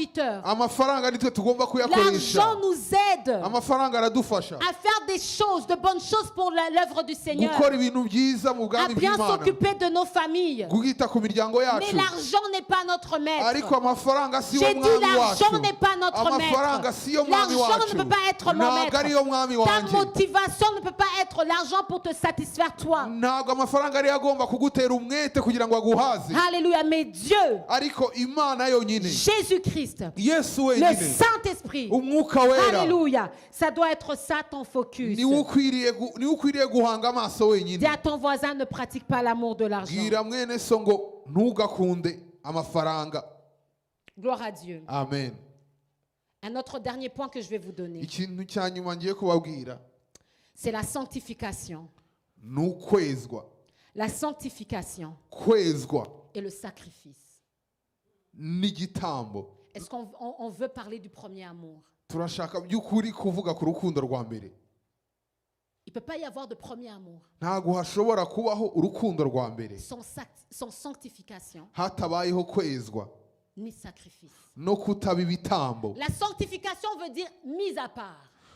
kwezwa bivuga gutoranywa ugashyirwa ku ruhande Lorsque quelque chose qui va étouffer l'amour, le premier amour pour Dieu, ikintu cya mbere kizaniga urukundo rwa mbere mu c'est mutima quand tu wawe commences à mettre au même niveau niyo utangiye kujya ku rwego rumwe les choses de Dieu et les choses du monde. ibintu by'imana n'ibintu by'isi Est-ce que vous comprenez? murimo murabyumva C'est lorsque les choses de Dieu et les choses du monde iyo ibintu by'imana n'ibintu by'isi sont au même niveau, twabishyize ku rwego rumwe ou bien alors les choses de Dieu sont à un niveau plus bas, n'ibintu by'imana wenda bikaba byaba et no on hasi va valoriser les choses du ibintu monde. by'isi akaba ari byo duha agaciro Je vais expliquer. ndabisobanura Bien-aimé, bene la data Bible dit, bibiri ivuga ko sans la sanctification, nul ne verra Dieu. bibiri ivuga ko nitutezwa tutazabona imana. Est-ce qu'on veut voir Dieu? Turashaka kubona imana. Sanctifié veut dire mis à part. Dukwiriye kwezwa. Ce lieu est un lieu sanctifié pour l'œuvre du Seigneur. Aberejwe gukora umurimo w'Imana. Alléluia, sanctifié. Ce lieu est sanctifié pour l'œuvre du Seigneur. Nk'ino nzu yerejwe gukora umurimo gukorerwamo umurimo w'Imana. Ta vie doit être sanctifiée. N'ubuzima bwawe nabwo niko bugomba kumera. Tu dois être capable de dire comme l'apôtre Paul. Ugomba kuba ushobora kuvuga nka Paul. Ce n'est plus moi qui vis. Uvuga ngo si njyewe ukiriho. Mais c'est Christ qui vit en Ariko moi. ni Yesu uriho muri njye. Alléluia, dis la sanctification. Ako niko kwezwa. L'église doit comprendre que l'église doit être sanctifiée pour le Seigneur. Itorero rikwiriye kumva naryo ko dukwiriye kwezwa ku bwa Yesu. Twatoranijwe tugatoranywa na Yesu. Tu n'es pas un garçon ordinaire. Ntabwo uri umuhungu Tu usanzwe. n'es pas une fille ordinaire. Nturi n'umukobwa Tu n'es usanzwe. pas une maman Nturi ordinaire. n'undi mumama usanzwe. Tu n'es pas un papa Nturi ordinaire. umupapa nk'abandi bose. Tu as été mis à part pour Dieu. Waratoranijwe ku bw'Imana. Alléluia. Hallelujah. Je ne suis pas une personne ordinaire. Ntabwo nshaka kuba umuntu usanzwe. Mais j'ai été mise à part pour l'œuvre de Ariko Dieu. natoranirijwe umurimo C'est w'Imana. pour cela que tout le reste Niyo mpamvu ibindi byose dans ma vie mu buzima bwanjye doit être mis en place bigomba kuba biri mu pour mwanya respecter cet appel, kugira ngo byubahe uwo pour muhamagaro, respecter ce kugira commandement. ngo byubahe iryo Que tegeko, ma vie n'est pas à ko moi, ubuzima bwanjye mais butakiri ma vie ubwanjye, appartient à Dieu. ahubwo ari ubw'Imana. Est-ce que j'ai une église vivante en ce Ese lieu? murabyumva? Ma vie ne m'appartient ubuzima pas, bwanjye mais ma ntibukiri vie ubwanjye, appartient au Christ. ahubwo ni ubwa Kristo. Sans la sanctification, Hatabayeho kwezwa, le premier amour ne peut pas être urukundo existant rwa dans mbere l'amour. ntirushobora kubaho mu buzima bwacu. Le manque de sanctification, Kutezwa c'est ça nicyo qui va venir kizana tuer le premier amour. cyica urukundo rwa On mbere. chante Turirimba et rien ne te touche. ntihagire na kimwe Tu écoutes kigukoraho, la parole de Dieu. ukumva ijambo Ton ry'Imana, cœur ne brûle pas. umutima wawe Tu ntiwaka écoutes umuriro, la parole de Dieu ukumva et ijambo tu regardes ry'Imana, la montre. ukareba Tu veux isaha bari rentrer kuvuga à la ijambo maison ry'Imana, manger. ukavuga ngo Pourquoi ese ton turarya cœur ryari? ne brûle pas? Kubera ko Le umutima wawe premier utaka amour umuriro, n'est plus là. urukundo rwa Il y a mbere quelque rwarashize, chose qui est brisé. hari ikintu Il y a cyamenetse quelque muri chose qui wowe, est brisé. hari ikintu Que cyavuye quelqu'un muri dise wowe. ce matin, Reka tuvuge muri iki gitondo Seigneur, ngo mwami restaure notre Zura, relation. Je veux ubusabane revenir nawe. au premier amour. ndashaka gusubira mu rukundo rwa mbere. Qu'est-ce qui a tué le premier amour? Ni iki cyishe urukundo rwa Est-ce mbere muri que c'est wowe? l'amour de l'argent? Ni ugukunda amafaranga. Est-ce que ce sont les soucis de ce siècle? Ni ibihendo, ni amaganya y'isi. Tu te réveilles maintenant. Urabyuka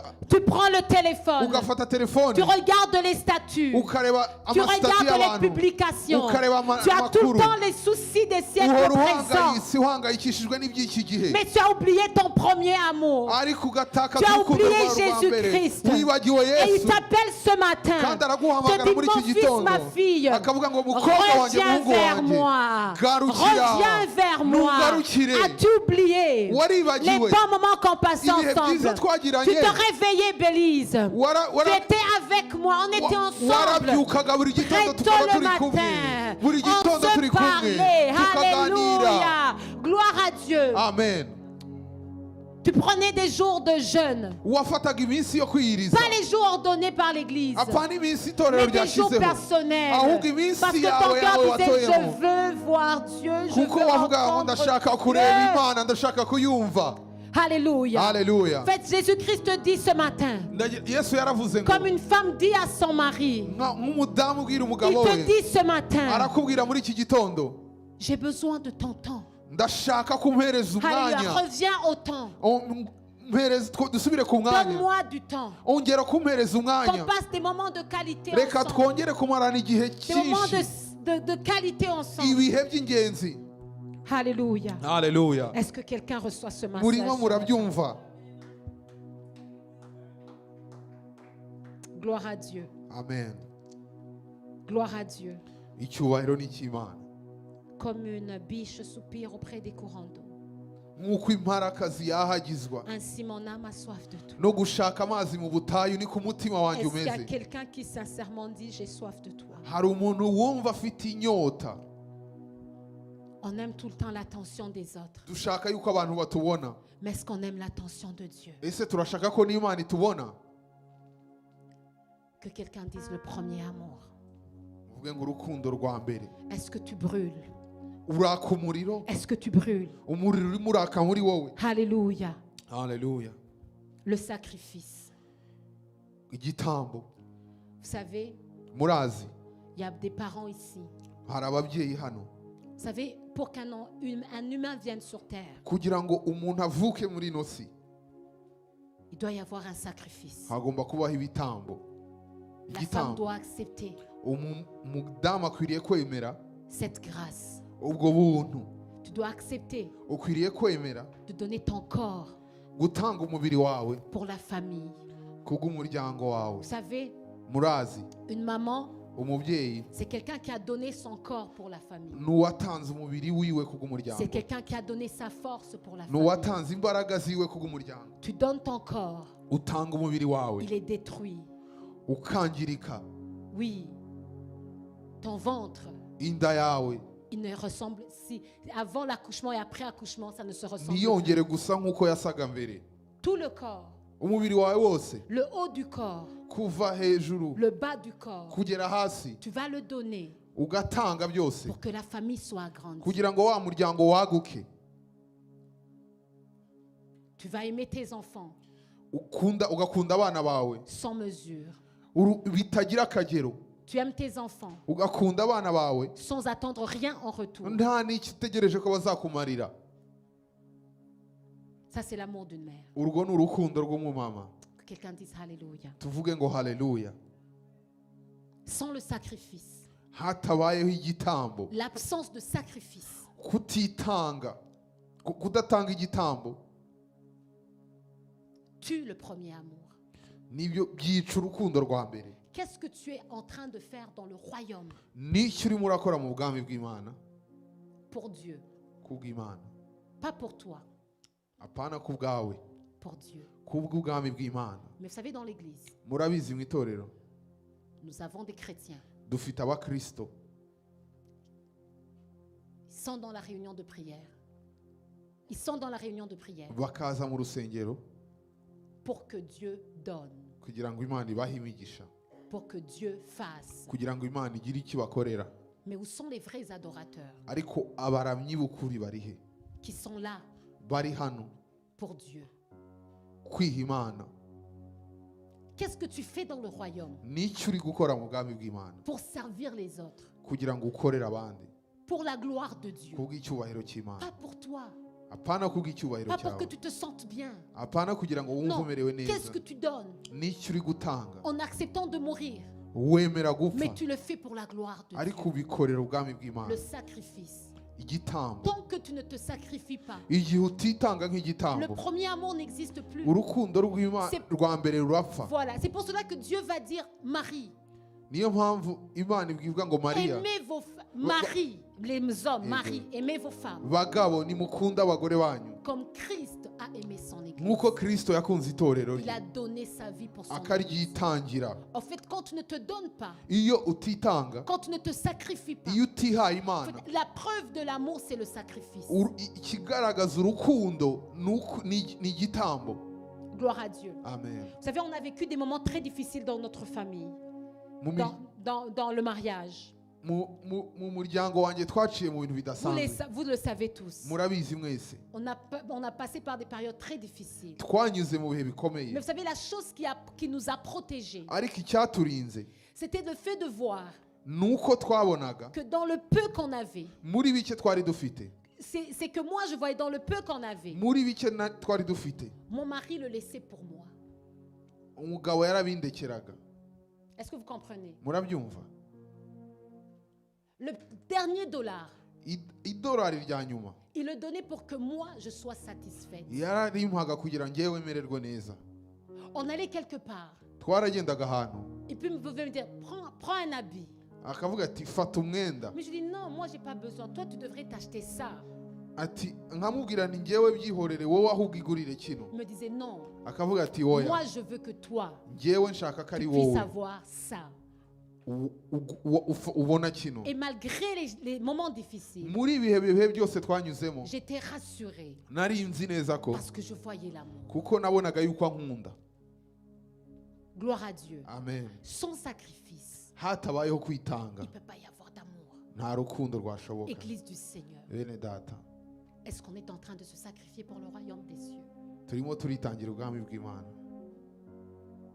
Est-ce qu'en venant ce matin, Tuza muri iki gitondo, est-ce qu'il y a une notion de sacrifice qui était dans ton cœur? umutima wawe waje uje kwitanga nk'igitambo, Ou bien tu es venu juste recevoir? cyangwa waje gusa kugira ngo Imana igire icyo iguha Est-ce que dans ta vie de tous les jours, mu buzima bwawe bwa buri munsi? il y a quelque chose que tu fais, Hari ibyo ukora pas pour toi, utabyikoreye mais pour la gloire de Dieu? kubw'icyubahiro cy'Imana gusa. Est-ce qu'il y a quelqu'un cette semaine Hari muri iki cyumweru à qui tu as montré de l'amour? hari umuntu waba wareretse urukundo, Pas parce que la personne le méritait, apana kubera ko abikwiriye, mais juste à cause de l'amour. kubera urukundo rw'Imana, Le premier amour. rwa rukundo rwa mbere Le rw'Imana, premier amour. urukundo rwa mbere Le rw'Imana, premier amour pour Dieu. urukundo rwa mbere rw'Imana. Dieu ne nous veut pas. Imana nta kindi ishaka, Dieu ne nous veut pas dans un état.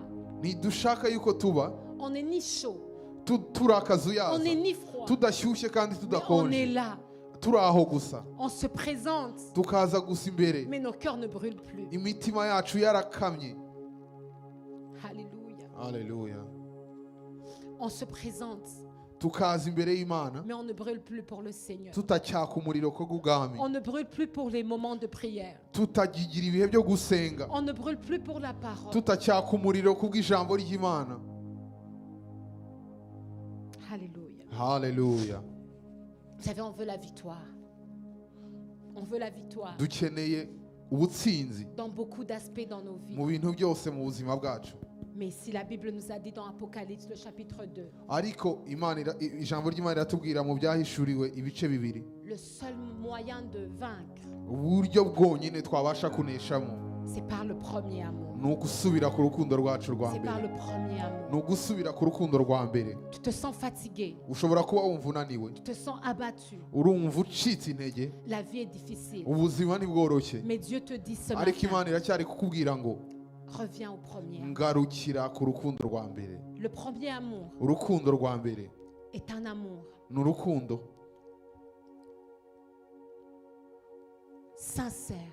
ni urukundo rutaryarya, C'est un amour ni urukundo où tu donnes tout. aho utanga byose, C'est un amour ni rwa rukundo dans lequel tu donnes ton temps. utanga umwanya wawe.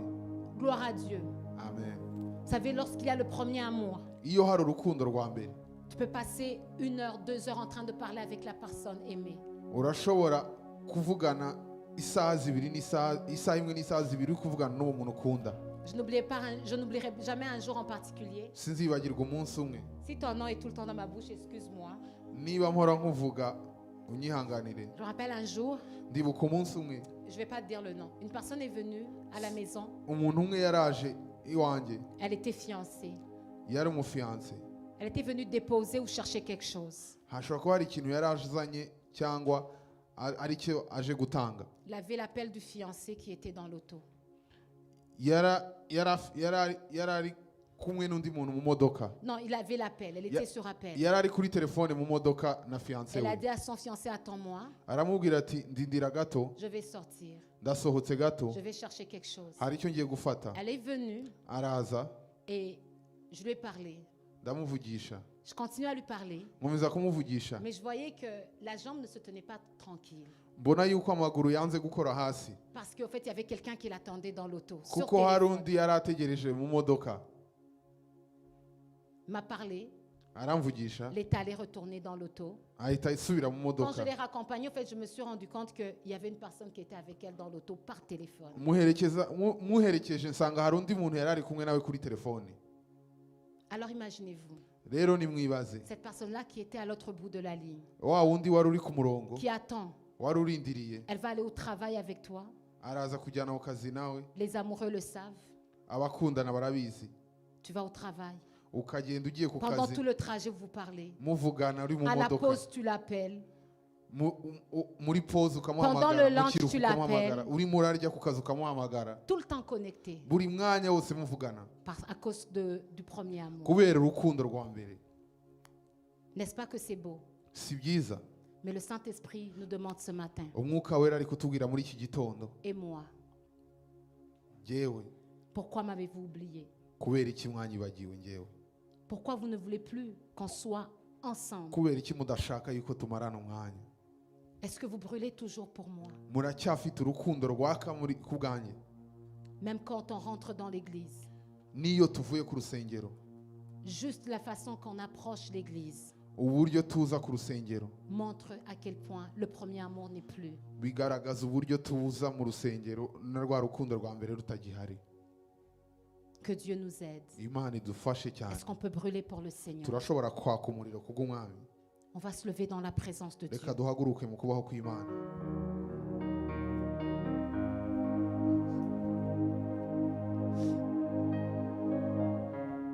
Alléluia. J'aimerais vraiment que nifuzaga ko ouvre ton cœur. fungura umutima wawe, Souviens-toi où est-ce que tu es tombé. wibuka aho waguye. Qu'est-ce qui a tué le premier amour? ni iki cyakuyeho urukundo rwa mbere mu mutima wawe? On chantait un chant et tu étais touché. twararirimbaga ugakorwaho mu mutima. On enseignait la parole et c'était comme si la première fois que tu lisais ce verset alors que tu l'as déjà lu. twavugaga ijambo, ubu ngubu dusuga ijambo ukavuga ngo ibyo naramaze kubisoma. Le premier amour n'est plus. urukundo rwa mbere rwarashize. Mais le Saint-Esprit te dit ce matin, ariko umwuka wera ari kubwira muri iki gitondo, tu ne peux pas vaincre sans le premier amour. ntushobora kunesha urwo rukundo rwa mbere rutagihari. Beaucoup de difficultés que nous avons dans nos vies intambara nyinshi dufite muri ubu buzima parce qu'on a laissé le premier amour. kuko twasize urukundo rwa mbere. Faire plaisir au Saint-Esprit. kutanezeza umwuka wera, Aimer le Saint-Esprit. kutakunda umwuka wera. Alléluia. Est-ce que ce matin, ese muri kino gitondo tu vas lever tes mains vers le ciel? wazamura ibiganza byawe Dis, je t'aime Saint-Esprit. uvuge ngo ndagukunda mwuka Je wera, t'aime Jésus-Christ. ndagukunda Yesu, Ma vie t'appartient. ubuzima bwanjye ni ubwawe, Je t'aime. ndagukunda, Tu peux lui dire, j'ai soif de ta présence. ngufitiye inyota, J'ai soif de ta présence. mfite inyota yo kubaho kwawe.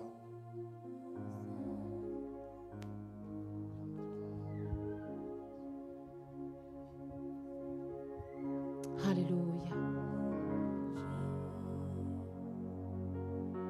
Alléluia. Est-ce qu'on peut chanter ce chant qui dit mon âme soupire après toi? Alléluia. On va descendre d'une clé, on va chanter de tout cœur. Alléluia. On va dire au Saint-Esprit que soupira près de toi et mon esprit en moi te cherche, toi seul est le désir de mon cœur et je vis pour t'adorer. Mon âme soupira après toi encore une fois. Mon âme soupira près de toi et mon esprit en moi te cherche. Toi seul est le désir de mon cœur et je vis pour t'adorer. Tu es mon bouclier. Tu es mon bouclier, ma force, le roc sur qui j'ai fondé ma vie. Toi seul est le désir de mon cœur et je vis pour t'adorer.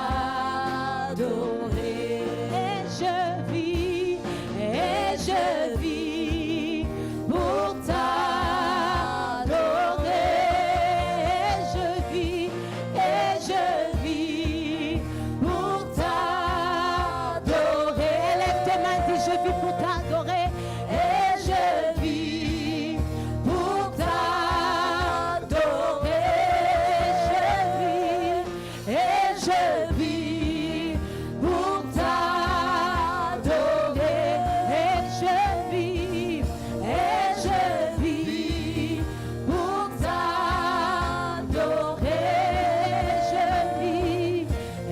Je vis pour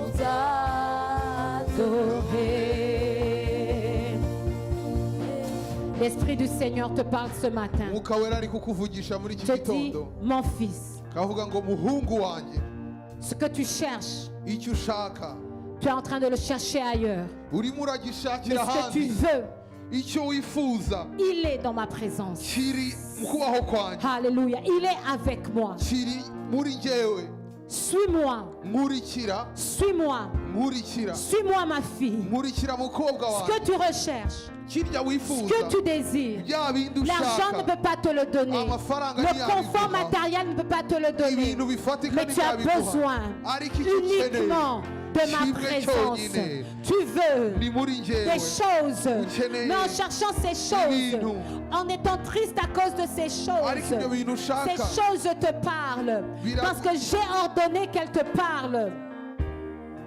Parce que j'ai ordonné qu'elles te parlent. kuko hari ibyo naguhaye J'ai ordonné, nategetse ko bikuvugisha, nategetse yuko bikuvugisha pour qu'elles te disent, kugira ngo bikubwire ko aussi longtemps que tu les suivras, igihe elles uzabikurikira cyose s'éloigneront de toi. bizajya kure Mais yawe aussi longtemps que tu me suivras, ariko igihe ce que tu uzankurikira recherchais bya ailleurs, bindi tu washakaga vas hanze l'avoir dans le uzabibona Seigneur. muri njyewe Alléluia, vis pour m'adorer. ubeho Allez, tu kugira ngo vas voir udamire la gloire de Dieu dans ta uzabona vie. icyubahiro Alors que cy'Imana mu quelqu'un lève buzima ses mains bwanjye vers le ciel. rambura ibiganza byawe mu Bénisse le nom kirere du Seigneur. uhimbaze izina ry'uwiteka Leketalaba, satalaba. Alléluia. Élève ta voix. rambura Élève ta ijwi voix. ryawe Élève ta voix. Zamura ijwi Élève ta ryawe. voix.